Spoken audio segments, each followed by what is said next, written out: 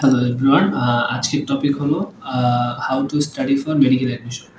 তো first of all তোমাকে যদি মেডিকেল অ্যাডমিশনের প্রিপারেশন নেওয়া লাগে তাহলে তোমার প্রথম কাজ হবে মেডিকেলের এক্সামের প্যাটার্নস বোঝা এবং মেডিকেল এক্সামের সময় যে কোন কোন ইয়ারে কী কী টাইপের কোশ্চেন আসছিল সেটা তোমাকে একটু আয়ত্ত করতে হবে।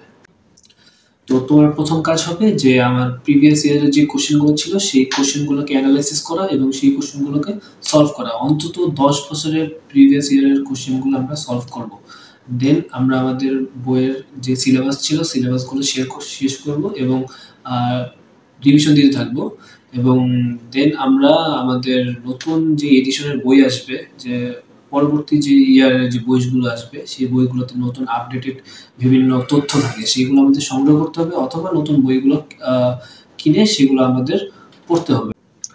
তারপর তোমাকে রেগুলার পড়াশোনা করার জন্য একটি স্টাডি প্ল্যান বানাতে হবে যে আমি সকাল থেকে এই রাত পর্যন্ত কি কি সাবজেক্ট পড়বো, কতক্ষণ পড়বো এবং আমরা কতক্ষণ আমার একটা সাবজেক্টের প্রতি ব্যয় করব।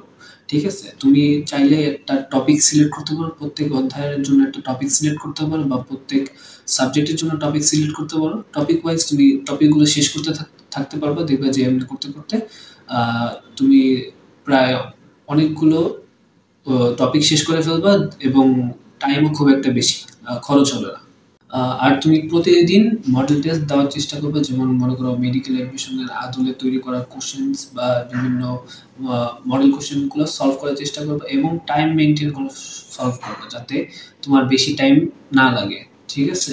এমনি করলে কি হবে, তোমার প্রতিদিন এক্সাম দেওয়ার ক্ষমতাটা বৃদ্ধি পাবে এবং তোমার তাড়াতাড়ি কোশ্চেন সলভিং এর ক্ষমতাটা ইনক্রিজ হবে।